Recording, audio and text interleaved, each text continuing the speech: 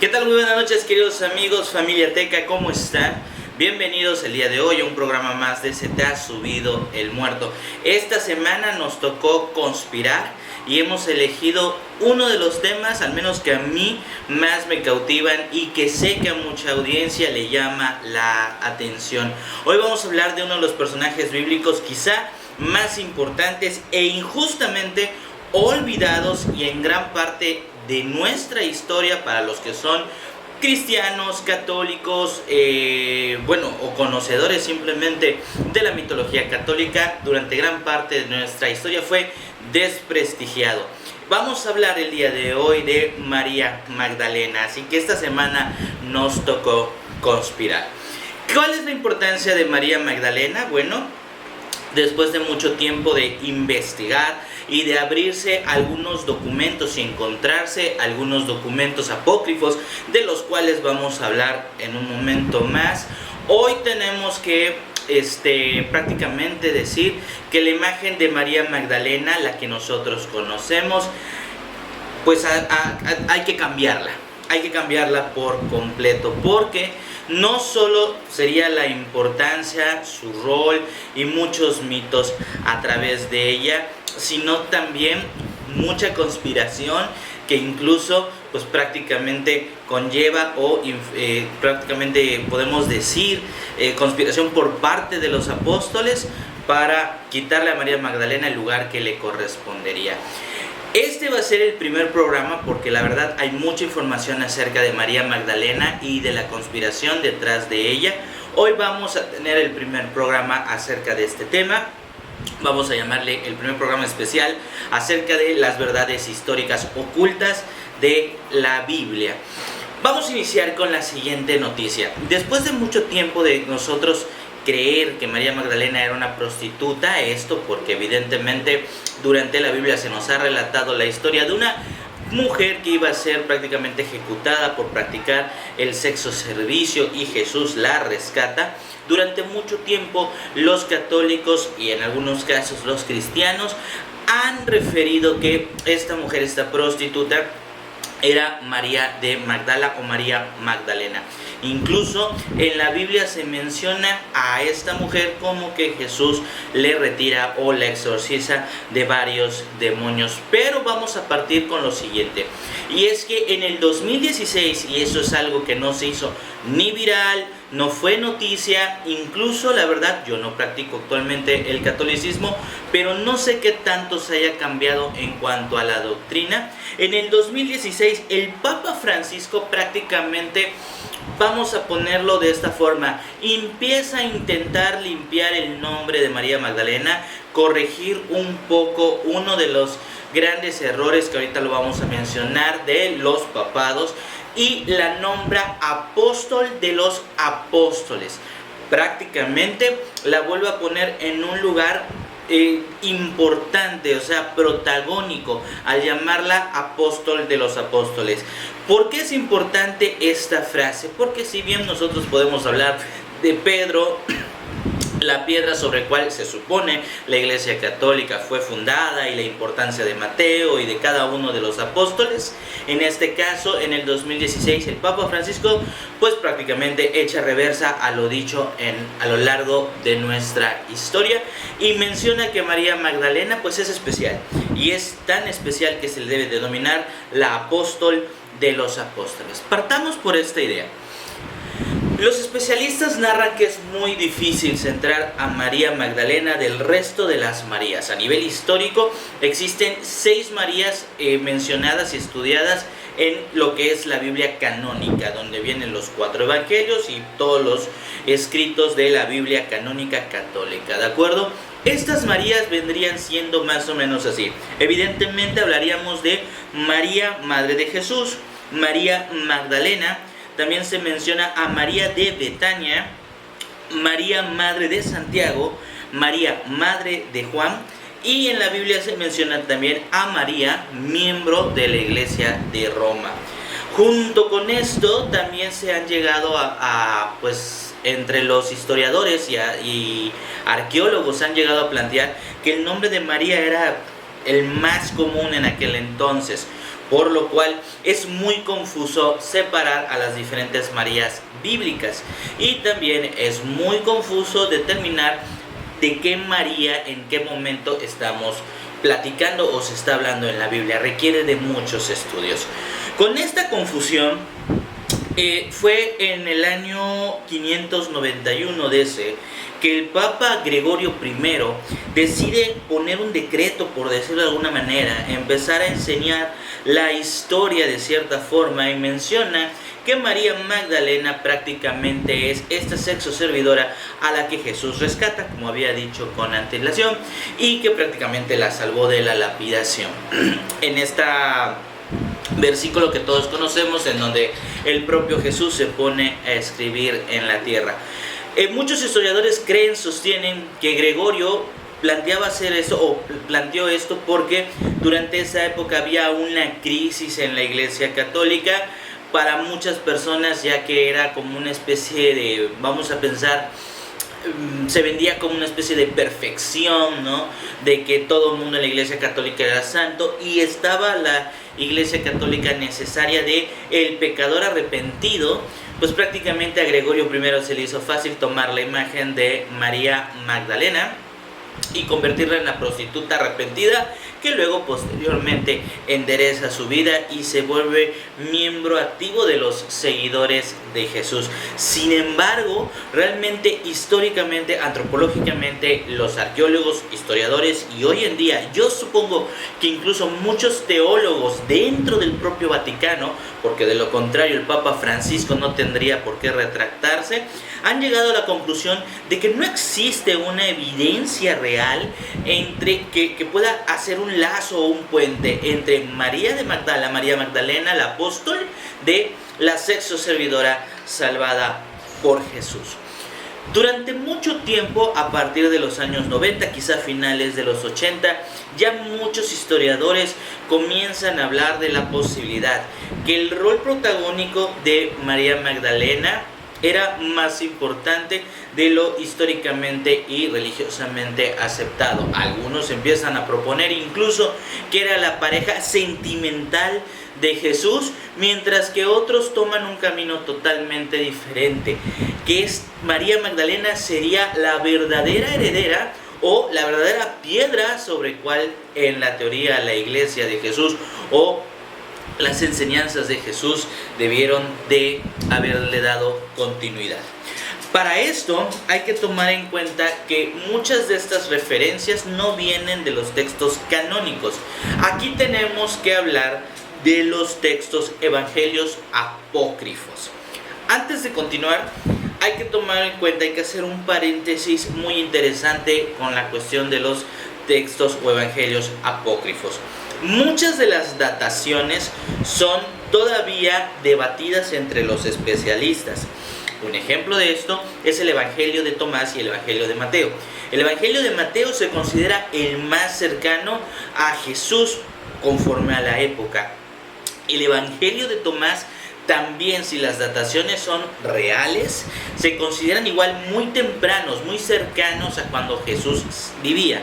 Incluso el Evangelio de María y el Evangelio de Felipe tienen dataciones que todavía son controversiales y se discuten entre el año 50 después de Cristo, 80 después de Cristo y 150 después de Cristo. Algunos doctores, algunos especialistas, muchos de esos evangelios los ponen entre finales del siglo I e inicios del siglo II. Otros los ponen, como bien lo digo, en la misma mesa del Evangelio de Mateo. Y en este caso el Evangelio de Tomás, sí, prácticamente hay muchos especialistas poniéndolo en la misma fecha. Ahora, ¿cuál es la importancia de los evangelios apócrifos?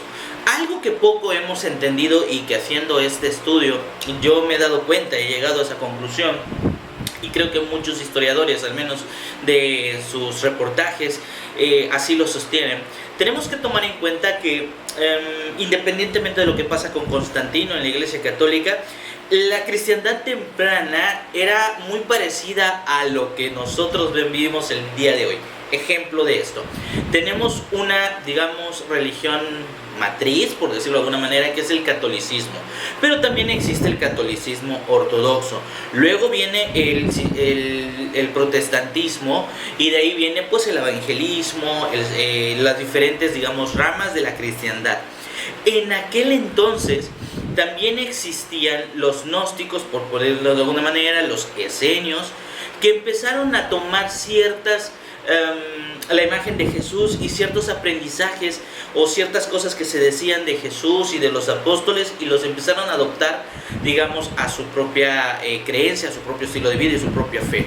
En realidad, en esos tiempos de la iglesia cristiana temprana había muchas ideologías, todavía podemos decir, en constante combate ideológico, perdón por la redundancia. Al final de cuentas, nosotros ya luego, por la conversión de Roma y por la conversión de Constantino, termina ganando esta ideología que hoy conocemos como el catolicismo, haciéndose un solo núcleo. Pero durante este proceso histórico, que son cientos de años, por decirlo de alguna manera, durante ese proceso muchas de estas ramificaciones cristianas fueron desapareciendo, incluso muchas de ellas fueron perseguidas y fueron aniquiladas por los más radicales de la cristiandad un poquito más moderna. Entonces, aunque se debate mucho acerca de la existencia, o mejor dicho, de la veracidad, o la iglesia tiende a no aceptar los textos apócrifos, para los historiadores en realidad es otra fuente en la que se debe de estudiar. Ahora, ¿por qué hago mención de esto? Porque son los textos apócrifos los que empiezan a contradecir los textos canónicos de alguna manera, con algunas menciones hacia María Magdalena que nos hacen pensar que su rol protagónico era importantísimo. Vamos a iniciar con el Evangelio de Tomás. Explico rápidamente qué pasa con el Evangelio de Tomás. Tomás, o quien haya escrito este Evangelio, es menos poético, digámoslo de alguna manera, que Mateo. Mateo hacía grandes, podemos decir, referencias históricas, y de repente vemos en el Evangelio de Mateo que tenemos, por ejemplo, las parábolas muy bien escritas, un dramaturgo en toda su totalidad de la palabra. Por otra parte, el Evangelio de Tomás en realidad son dichos, muy parecido, así como que, ¿sabes?, que Jesús vino y dijo esto, punto. No hay un gran gariboleo. Resulta que en el Evangelio de Tomás, que son prácticamente dichos, creo que son alrededor de 114, y en el 114 nos vamos a centrar ahora, viene una de las primeras referencias, una de las referencias más importantes de la importancia de María Magdalena. Cito de la siguiente forma: Simón Pedro dijo que se aleje María, o Mariaham, como se escribía en aquel entonces, de nosotros, pues las mujeres no son dignas de la vida. Dijo Jesús entonces: mira, yo me encargaré de hacerle macho, de manera que ella también se convierta en un varón y se vuelva un espíritu puro. Y de una vez les digo que cualquier mujer que se convierta en varón será merecedora del reino de los cielos.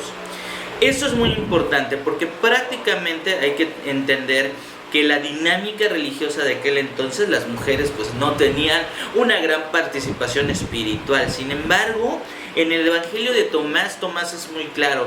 Jesús no solo tenía a María en buena estima, sino que también quería que formaran parte de estos apóstoles que recibían las enseñanzas y que posteriormente las iban a compartir. Tan es así que prácticamente consolida una nueva imagen para las mujeres, abriendo la puerta de que las mujeres también podrían abrirse a la espiritualidad y tomar, digamos, un rol protagónico dentro de estas enseñanzas.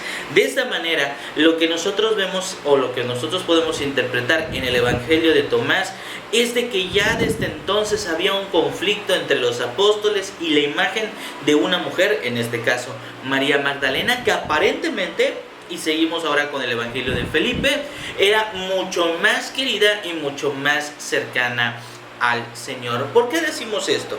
Porque en el Evangelio apócrifo de Felipe, que también hoy todavía se estudia, tenemos 2 de los versículos. 3 mujeres caminaban siempre con el Señor: María su madre, la hermana de esta, y María Magdalena, denominada su compañera. Así pues, era María Magdalena, su madre, su hermana y su compañera. La mayoría de las personas que sostienen, historiadores que sostienen la posibilidad de que Jesús y María Magdalena hayan sido incluso esposos, primero parten de la idea de que si Jesús ya era un rabino, si ya era un rabí, por decirlo de alguna manera, lo más aceptado históricamente es de que a su edad ella tuviera pues esposa y probablemente descendencia. En este caso, muchos abrazan de este fragmento del Evangelio para interpretar, incluso insinuar que cuando se refiere Felipe a María Magdalena como compañera, se refiere abiertamente a de que existía un matrimonio, de que eran esposos. Sin embargo, quienes no se quieren aventurar, digamos, a decir que Jesús se casó con María Magdalena, pero sí aseguran que esto habla de su rol protagónico entre los apóstoles, sostienen que al llamarla a su compañera, prácticamente Felipe, de alguna manera guardando las distancias, la postula como su igual ante los ojos de Jesús, como podemos decirle como su brazo derecho, de alguna manera. En otro texto, del texto apócrifo de Felipe, se relata de esta manera: la compañera del Salvador, dicen los apóstoles, él la ama más que a todos los discípulos.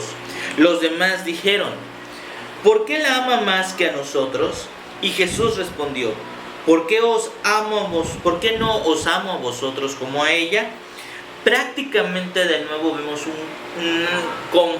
una confrontación entre los apóstoles que no entienden por qué existe una preferencia hacia María Magdalena por parte de Jesús.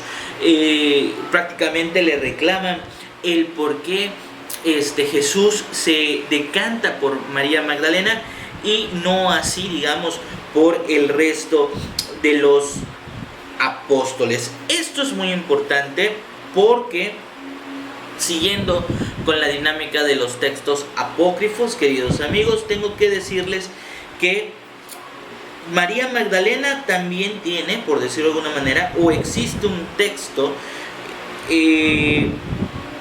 apócrifo que se le atribuye a ella.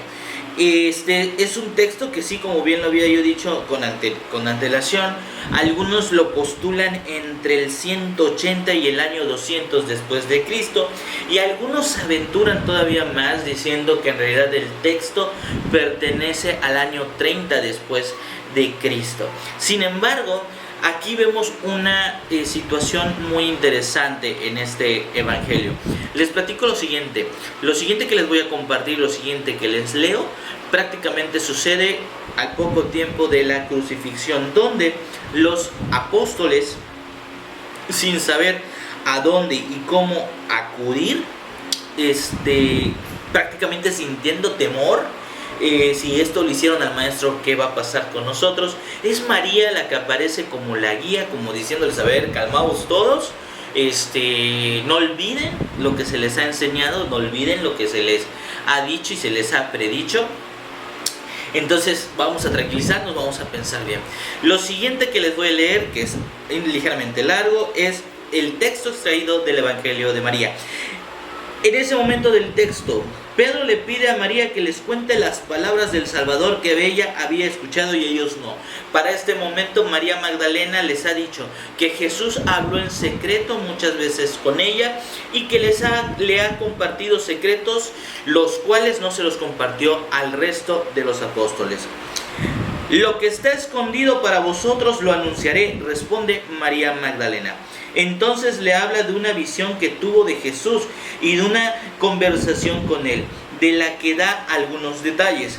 Más tarde relata una controversia en la que intervienen los apóstoles Andrés y Pedro. Andrés, dirigiéndose a los demás, dice: no es lo que piensen los demás, pero estas cosas me parecen muy extrañas y parece que nos está contando enseñanzas diferentes a las del Salvador, haciendo alusión que lo que les había compartido María, según, como dije anteriormente, que Jesús se compartió a ella en secreto, no era lo que prácticamente ellos esperaban o lo que Jesús les había dicho a ellos o ellos habían entendido de él. Andrés, dirigiéndose a los demás, bueno, esta parte de la ley. Después interviene Pedro. ¿Habría Jesús hablado en privado con una mujer en lugar de abiertamente con nosotros? Él la prefería a nosotros. Prácticamente habla con los apóstoles y se les dice: a ver, seamos honestos, ¿no? ¿Por qué hablaría con una mujer y no con nosotros? Algo muy curioso aquí es que en el texto de María es Mateo quien sale en defensa y dice lo siguiente. Mateo defiende a María y reprime el ataque sobre ella. Pedro, siempre fuiste impulsivo, ahora te veo ejercitándote contra una mujer como si fuera un adversario. Sin embargo, el Salvador la hizo digna. ¿Quién eres tú para rechazarla? Lo más curioso de esto es que cuando nosotros hablamos del Evangelio de Felipe y hablamos del Evangelio de María Magdalena, volvemos a escuchar esta referencia en donde Jesús le dice: yo la haré hombre y por eso la haré digna. Y luego en este Evangelio de María Magdalena, Mateo dice: él la hizo digna, el maestro. ¿Quién eres tú para siquiera poner en duda lo que María Magdalena nos ha dicho? Damas y caballeros, en este primer especial, con todo esto que hemos aprendido, leído o les he compartido el de hoy, cabe mencionar: ¿será esto lo que ha descubierto el Vaticano? ¿Será que ya lo sabía? ¿Será que estamos a las puertas de que el Vaticano abra, digamos, por decirlo de una manera, uno de los pasajes secretos de la religión y nos enteremos que sería María Magdalena más importante de lo que nos han hecho creer durante mucho tiempo? Existe, y eso lo trataremos en el segundo especial de María Magdalena, existe la teoría conspiranoica de que Pedro y el resto de los apóstoles, quizá convencidos por el mismo Pedro de que era lo mejor en aquel entonces, existe la postura de que ellos confabulan, hacen toda una conspiración para quitarle el poder a María Magdalena o no cederle, por de alguna manera decirlo de esta manera, el puesto que Jesús, el propio Mesías, había dejado para esta mujer. Muchas preguntas, la verdad, hipotéticas se nos vienen a la mente. Si estos textos apócrifos, para empezar, salieron de alguna parte. Es decir, yo sé que mucha gente, y sobre todo gente que practica la religión y que es creyente y fiel creyente con todo el derecho de serlo, muchos dirán: ¿por qué confían en un texto apócrifo? La respuesta es fácil. Para mí, mi primera pregunta, la pregunta válida sería: ¿de dónde saldrían estas ideas si no hubieran sido en algún momento, en aquel entonces, tratadas como una verdad? No me imagino yo a una persona de alguna manera o a toda una sociedad o agrupación religiosa de aquel entonces, todo un pueblo, inventando una historia, quizá como también se ha sostenido mucho acerca de la Biblia y de los textos canónicos. Quizá estaríamos hablando sí de verdades a medias, es decir, podría estar mezclada la fantasía con la realidad, pero la idea central sigue siendo la misma y la gran incógnita. La idea de que María Magdalena tenía un protagonismo mucho más activo, mucho más importante del que se nos ha hecho creer hasta la historia, hasta el día de hoy en la historia. Volvemos a la misma pregunta que les planteaba yo hace unos momentos. 2016, el Papa Francisco decide llamar a María Magdalena la apóstol entre los apóstoles o la apóstol de los apóstoles.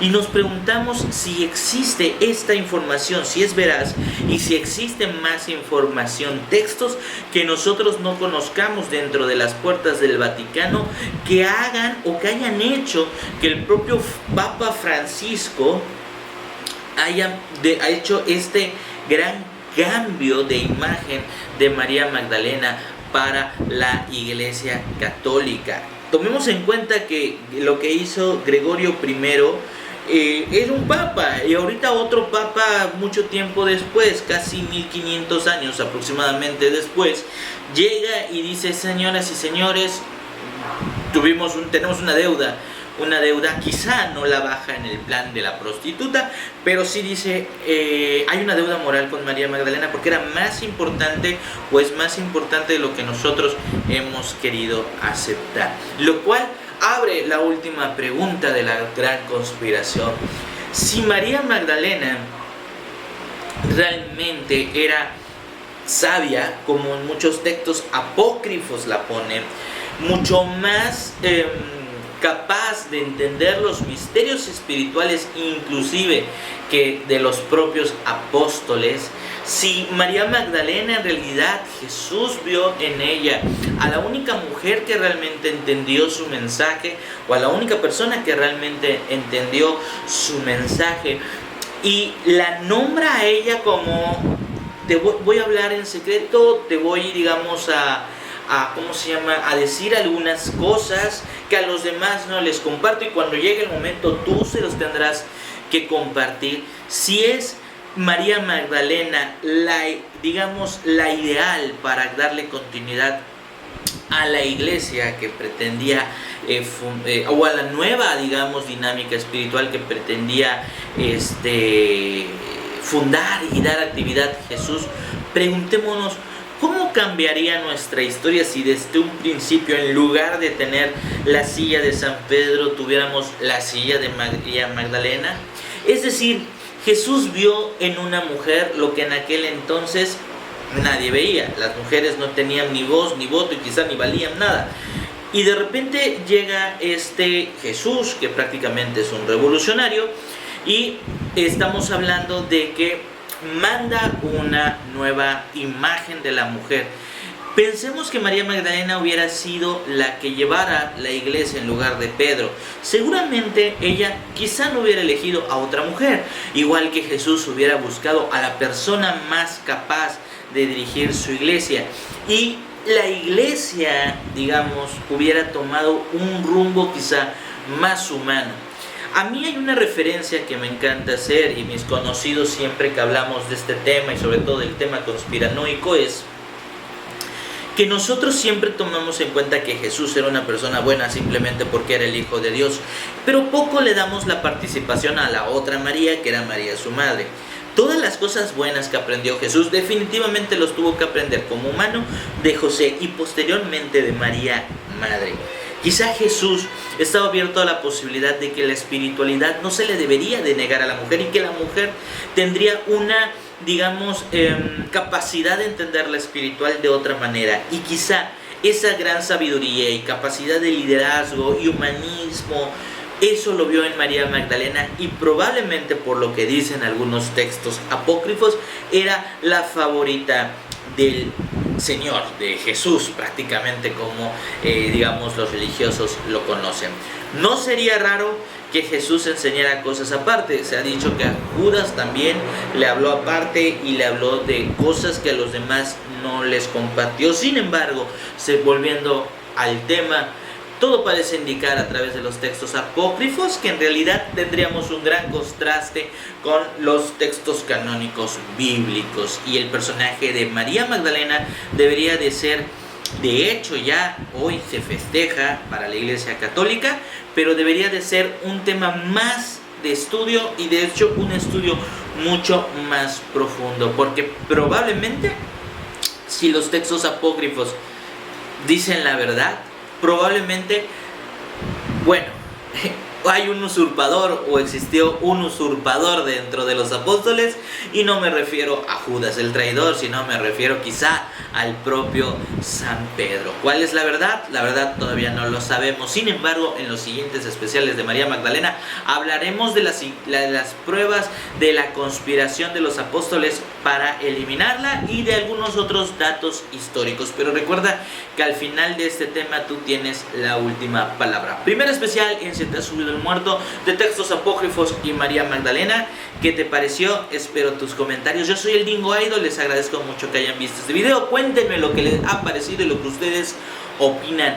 Muchísimas gracias. Recuerden que estamos en TikTok en Umbra-Teca, igual en YouTube con la repetición de estos videos, y evidentemente aquí en Facebook en Teatreros Cancunenses Asociados. A nombre de Estudio 118 les doy las gracias y los espero en el próximo Se te ha subido el muerto, hablando de, ya sabes, temas paranormales, conspiranoicos y ufológicos.